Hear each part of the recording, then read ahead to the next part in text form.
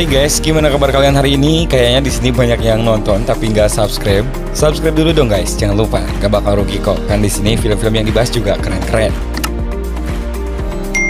Kegelisahan pramugari karena penerbangan mereka ditunda sebentar, menunggu beberapa penumpang VIP yang belum datang. Beberapa saat kemudian muncul seorang penumpang tampan dan membuat pramugari yang bernama Aishwarya terpesona. Diketahui pria ini bernama Kartik. Dia kemudian diminta duduk depan bersama seorang menteri. Pramugari cantik ini menawarkan minuman untuk mereka berdua dan Kartik menolak untuk minum. Aishu kemudian merapikan dirinya supaya terlihat cantik agar menarik perhatian Kartik. Namun sayangnya saat dia duduk di depan Kartik sudah tertidur. Dia pulang dan marah-marah kepada teman-temannya yang membuka pintu. Dia kemudian menceritakan bahwa penerbangan di hari ini dia bertemu dengan seorang pria tampan, tapi sayang penumpang itu tidak melihatnya. Teman-temannya bertanya siapa namanya dan dia ingat bahwa pria itu bernama Kartik. Mereka kemudian mencari informasi tentang Kartik di Google dan menarik kesimpulan bahwa Kartik adalah pria kaya dan masih lajang. Sementara itu terlihat Kartik berada di gym tempat dia bekerja. Temannya Ganesh, pemilik gym dan juga seorang sutradara film, menyarankan agar dia melirik seorang gadis di situ. Mungkin bisa menjadi pacarnya. Kartik merespons dan bilang bahwa cinta akan datang sendiri ketika kita melihat seorang wanita dan ada lonceng di hati kita. Tapi sampai sekarang saya belum menemukannya, tapi saya yakin akan menemukannya suatu saat nanti. Dan jika saya sudah menemukannya, saya tidak akan melepaskannya, kata Kartik. Temannya kemudian bilang bahwa dia sedang membuat film dan pemeran utamanya Arya berperan sebagai pelatih gym. Karena itu dia meminta pada Kartik untuk menolongnya membeli pakaian dan barang-barang untuk syuting di Maksud dan memberikan kartu kreditnya pada Kartik. Aishu dan teman-temannya datang ke sebuah swalayan dan mereka melihat Kartik membeli semua yang diperlukan termasuk kebutuhannya. Sementara itu Aishu dan teman-temannya terus membuntuti Kartik. Mereka makin yakin bahwa Kartik adalah orang kaya. Teman-teman Aishu membuntuti Kartik ke beberapa tempat dan mengira itu adalah kantor dan rumah Kartik. Aishu kemudian mengambil keputusan untuk mencari simpati Kartik. Dia siap mengeluarkan biaya berapapun untuk itu. Kartik jogging setiap hari. Karena itu temannya tidak menyarankan untuk Aishu juga melakukan jogging agar mendapat perhatian Kartik. Tiba saatnya untuk jogging. Terjadi adegan yang lucu. Karena Aishu tidak bisa mengimbangi kecepatan lari Kartik, akhirnya dia terjatuh, dia pun kapok dan tidak mau jogging lagi. Mereka kemudian mengatur strategi yang lain. Mereka menghadiri sebuah acara pernikahan yang juga dihadiri Kartik dengan mengatur sebuah strategi memancing perhatian Kartik. Sayangnya, teman-teman Aishu terpesona dengan Kartik dan akhirnya lupa rencana yang telah mereka susun dengan rapi. Rencana satu gagal. Mereka membuat rencana yang kedua, tapi gagal lagi. Kartik melihatnya dan dia tertawa. Kartik diajak ayah dan ibunya ke kuil. Kartik dianggap belum mendapatkan jodoh karena horoskopnya yang buruk. Pada saat Kartik sedang melaksanakan ritual di kuil dan melihat Aishu yang sedang berdoa, dia kemudian menyukai dan jatuh cinta pada Aishu. Aishu menulis pada lembar kertas berisikan doanya yang berbunyi, "Jadikan Kartik yang tampan milikku." Kartik mengambil dan membacanya. Dia tersenyum senang. Mereka berdiri berhadapan di depan pintu kuil bersama dengan orang-orang lain yang saling berpandangan. Tiba-tiba hujan turun dengan lebatnya. Yang lain berlari pergi, tinggal mereka berdua. Dan jadi pandang memandang di antara mereka. Kisah cinta ini pun dimulai. Mereka mengabadikan momen-momen penting mereka dengan foto mesra berdua. Kartik tiba di gym. Terlihat agak aneh. Teman-temannya mencuri HP Kartik dan menelpon Aishu. Menginformasikan bahwa besok Kartik berulang tahun dan Aishu diundang untuk datang. Aishu memberikan hadiah ulang tahun sebuah cincin untuk Kartik. Temannya menyarankan agar Aishu memasang langsung ke jari Kartik. Kartik pergi dan berduaan dengan Aishu. Aishu bilang, "Kartik, tahukah kamu, ini adalah hari paling istimewa dalam hidupku. Tuhan menjawab doaku. Ketika aku mengatakan sesuatu, saya ingin merayakan ulang tahun berikutnya sebagai istri kamu." Kelihatannya Aishu sudah tidak tahan menjadi istri Kartik karena berpikir Kartik orang yang kaya. Kartik bilang, "Jika kamu percaya aku, itulah yang akan terjadi. Saya akan berbicara kepada keluarga saya dan mengenalkan kamu kepada mereka. Kamu berbicara dengan keluarga kamu juga." Aishu bilang, "Sebenarnya orang tuanya sudah tidak ada. Saya tidak punya siapa-siapa. Aku sendirian, Kartik. Saya berumur 3 tahun ketika orang tua saya meninggal karena kecelakaan dan saya dibesarkan di panti asuhan." Kartik kemudian memeluk Aishu dan bilang bahwa dia akan menjaga Aishu dan menjadi ayah dan ibunya. Aishu begitu senang dan bilang, "I love you." Saat Kartik sedang bersama temannya, Kartik bilang dia akan bekerja keras untuk menghasilkan uang yang banyak. Orang tuanya sudah tidak ada. Karena itu sudah menjadi tanggung jawab saya untuk merawatnya. Sementara itu Aishu sedang berbincang dengan teman-temannya. Dia berpikir yang lain. Dia berencana berhenti bekerja sebagai pramugari karena dia yakin Kartik tidak mau dia bekerja. Dan mungkin Kartik akan membelikannya pesawat sewaan. Apa yang terjadi jika dia tahu Kartik bukan orang kaya? Oke, kita lanjutkan ceritanya. Teman Kartik kemudian menyarankan kepada Kartik, dia akan memberi pinjaman kepada Kartik untuk membuka game sendiri. Jika sudah sukses, barulah uangnya dikembalikan. Kartik berterima kasih karena semua itu. Besoknya, Aisu sedang mengetik surat pengunduran dirinya. Dan tempat dia bekerja, temannya menelpon dan bilang, dia jangan terburu-buru. Dia disuruh membeli majalah Day to Day dan baca di halaman 64. Dia kemudian berhenti dan membeli majalah dimaksud. Aisu sangat terkejut dan mengetahui bahwa Kartik hanyalah pelatih game. Dia belum yakin dan mendatangi tempat kerja Kartik. Dia sangat terkejut karena semuanya memang benar. Kartik hanyalah seorang pelatih game. Kartik berpaling dan melihat Aisu yang sedang menangis. Aisu keluar dan Kartik mengejarnya. Dia bertanya, apakah kamu seorang pelatih olahraga? Dan Kartik menjawab ya. Dia melemparkan majalah tersebut dan pergi. Aisu bilang, profesi kamu hanyalah seorang pelatih game, tapi Anda ditampilkan seperti seorang miliarder. Semua harapan Aisu bahwa Kartik adalah orang kaya ternyata salah. Dan akhirnya Aisu bilang, hubungan kita berakhir. Dia kemudian pergi meninggalkan Kartik. Kartik sangat kecewa dengan apa yang dilakukan Aisu. Air matanya menetes menatap kepergian Aisu. Tiba-tiba Aisu berhenti dan kembali. Dia kembali dan melepas cincin yang diberikan kepada Kartik. Malamnya, Kartik bersama temannya minum sampai mabuk. Kartik menyampaikan kekecewaannya terhadap apa yang dilakukan Aisu. Temannya berusaha menasihati dia, tapi tidak berhasil.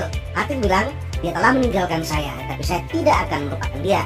Aku punya sebuah mimpi, punya keluarga kecil dengan 10-12 anak yang akan memanggilku ayah sepanjang hari. Semua mimpiku telah hancur dan dia menangis sedih. Tengah malam, Kartik datang ke rumah Aisu. Dia masuk kamar Aisu dan bilang, Anda tidur dengan tenang setelah mengkhianati saya. Dia melompat ke tempat tidur dan Aisu terbangun. Aisu meronta dan berlari keluar kamar. Ketika temannya ikut terbangun dan berlari keluar, mereka berempat dengan Kartik yang lagi mabuk dan menyuruh Kartik untuk pulang. Kartik tidak mau pulang. Mereka memasukkan dia ke dalam kamar dan menguncinya. Besoknya, saat dia terbangun, dia sangat terkejut karena berada di sana. Dia minta maaf kepada Aisu dan masih meminta agar Aisu mau kembali kepadanya. Dia akan mendirikan gamenya sendiri. Aisu tidak mau peduli dan menyuruh Kartik untuk pulang. Dia bilang, datanglah ke sini besok. Kita akan bersama sepanjang hari dan kita akan lihat apa yang bisa kamu lakukan untuk aku besok. Rupanya Aisu berencana untuk mengerjai Kartik. Kartik sangat senang dan dia pulang tanpa tahu apa rencana Aisu. Besoknya saat dalam perjalanan ke rumah Aisu dengan motor miliknya, Aisu menelpon dan bilang agar dia datang dengan mobil Mercedes yang biasanya dia pakai. Dan terpaksa dia berbalik dan meminjam mobil pada temannya. Aisu berdandan cantik. Mereka kemudian pergi berdua. Aisu meminta agar Kartik mengajaknya berbelanja. Aisu mengambil begitu banyak barang dan pada saat Kartik membayar uang di kartu kreditnya tidak cukup. Terpaksa dia harus meminjam uang pada temannya. Selesai berbelanja, Kartik mencoba menasihati Aisu. Dia tidak mau mendengar nasihatnya. Dengan sengaja dia bermain game. Teman Kartik menelpon dan memberikan saran agar Kartik membeli 2 tiket dan mengajak Aisu menonton film romantis. Mereka kemudian menonton, tetapi lagi-lagi Kartik dikerjai Aisu di dalam bioskop. Di dalam bioskop, Aisu dengan seorang pria gemuk beradu mulut. Dan akhirnya mereka bertiga keluar. Di luar, Kartik mencoba melerai mereka. Tapi pria itu memukul Kartik dan kepalanya terhempas ke dada Aisu. Dia akan membalas, tapi karena merasa nyaman di dada Aisu, dia biarkan saja kepalanya bersandar. Teman-teman Aisu menelpon dan meminta Aisu datang. Ternyata mereka sedang berada di sebuah diskotik. Aisu dan Kartik pergi ke sana. Tiba di sana, Aisu kembali mengerjai Kartik. Dia berdiri di meja dan bilang, teman-teman, hari ini jangan ada yang membayar. Saya yang traktir dan pacar saya yang akan membayarnya.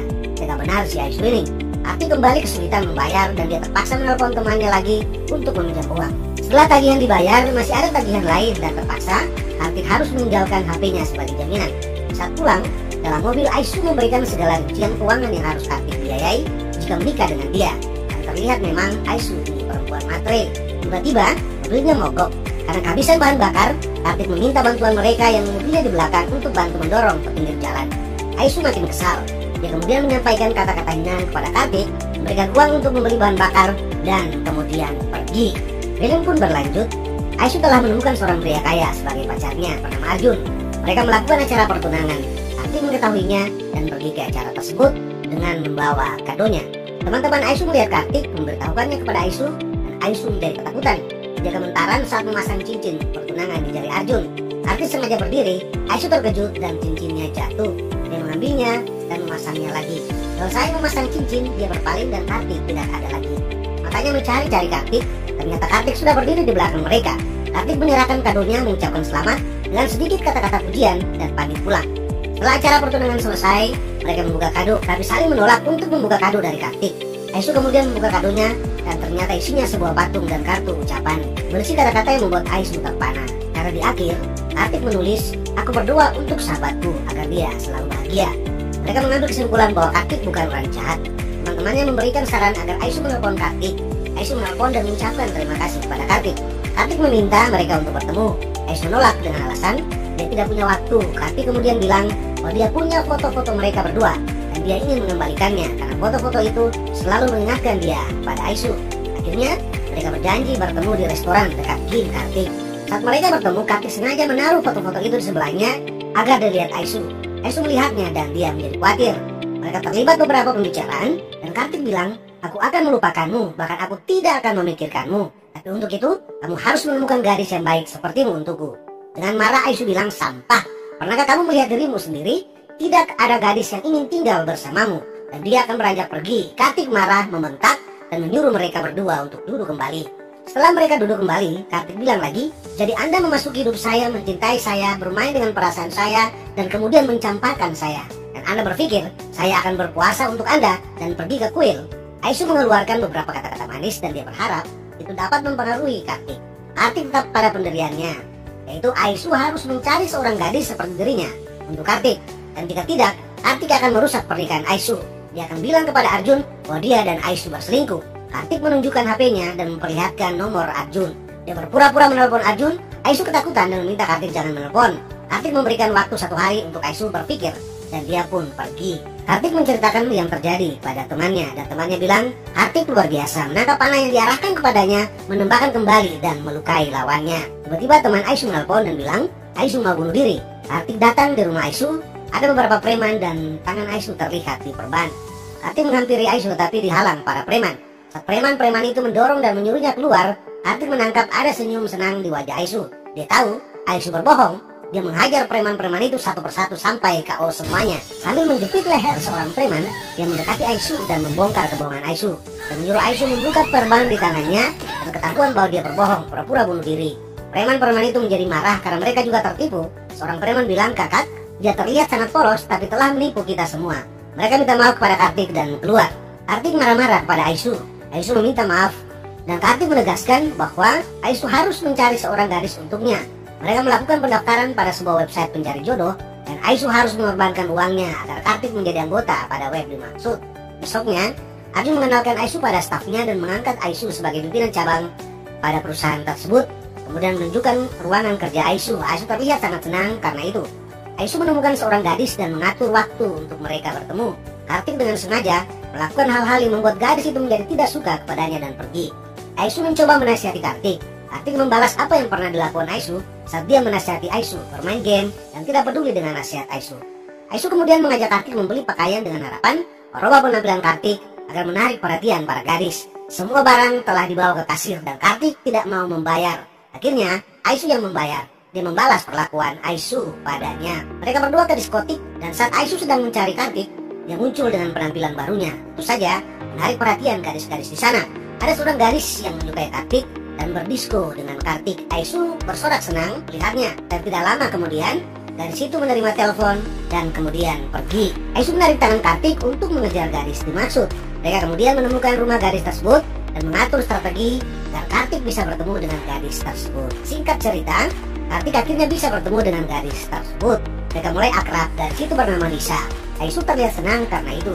Saat mereka sedang ngobrol, Nisa mendapat telepon dari ibunya dan mereka kemudian pergi. Sebelum berpisah, mereka berjanji untuk bertemu lagi di hari Sabtu. Malamnya, Kartik menelpon Aisu untuk datang dan meminta saran dari Aisu tentang rencana pertemuan dia dengan Nisa. Aisu kemudian mengajarkan Kartik bagaimana menghadapi Nisa. Katanya, ketika jantung Anda berdetak lebih cepat, tatap matanya dan rasakan cinta di dalamnya, maka dia akan menjadi milik Anda. Kartik bertanya, bagaimana caranya? Dan Nisa bilang, aku akan mengajarimu. Anggap saja aku Nisa dan pelajaran bercinta dimulai. Kartik bilang, dia bisa merasakan kalau memegang wajah Aisu. Aisu mengizinkan dan mereka berdua bukan belajar saja, tapi karena di hati mereka berdua ada cinta, akhirnya mereka berciuman. Aisu tersadar dan marah-marah. Tapi tidak apa-apa penonton sekalian, karena ciuman malam ini akan membekas di hati Aisu dan Kartik telah menang telak. Aisu pula memandang cincin tunangan di tangannya dengan hati yang mulai bimbang. Besoknya, hari Sabtu, Kartik ke rumah Nisa. Nisa membuka pintu dan Kartik terkejut karena penampilan Nisa yang agak seksi. Kartik terlihat sangat terganggu dengan cara berpakaian Nisa. Saat Nisa ke dapur, dia mencoba menghidupkan TV, tapi sayangnya semua channel yang dia buka menyajikan adegan romantis. Dia tidak tahan dan mematikan TV. Nisa kemudian mengungkapkan rasa cintanya kepada Kartik. Dia bilang dia ingin bersama Kartik dan punya anak seperti Kartik. Apakah dia akan mengajak Kartik membuat anak? Nonton terus video ini. Dan akhirnya Nisa dengan berani mengajak Kartik untuk menikah. Kartik tersenyum, memberikan respons, dan mereka berpelukan. Saat berpelukan, Nisa bilang, "Aku mencintaimu, Kartik." Besoknya Kartik dan Aisyu bertemu, dan Kartik memberitahu bahwa dia dan Nisa sudah berpacaran. Aisyu menjadi sangat senang. Akhirnya dia terbebas. Dia bilang, "Terima kasih Tuhan." Aisyu bertanya, "Apakah kamu akan merindukan saya setelah ketemu Nisa?" Kartik bilang, "Tidak."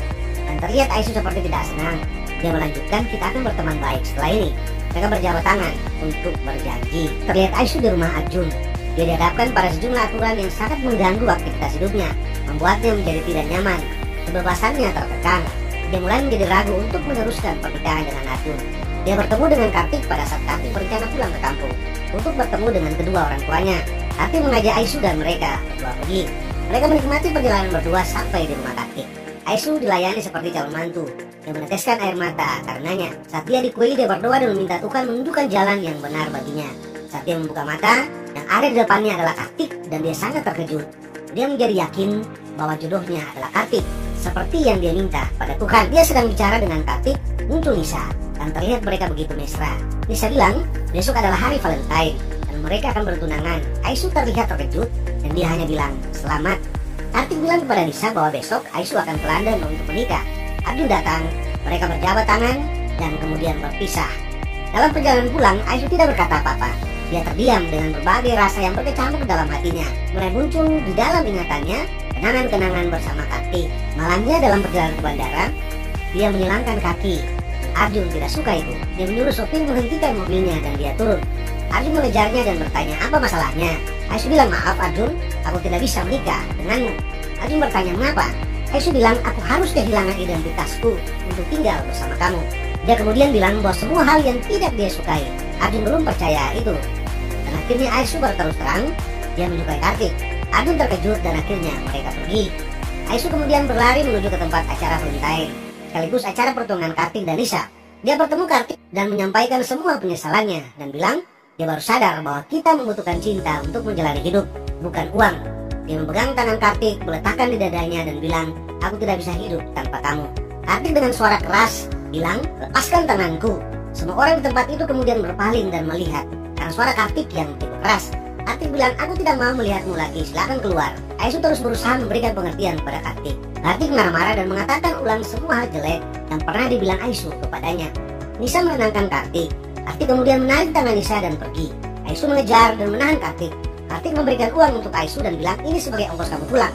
Aisyu berdiri dan menangis menatap kepergian Kartik dan Nisa. Beberapa orang datang dan menasihati agar dia diam.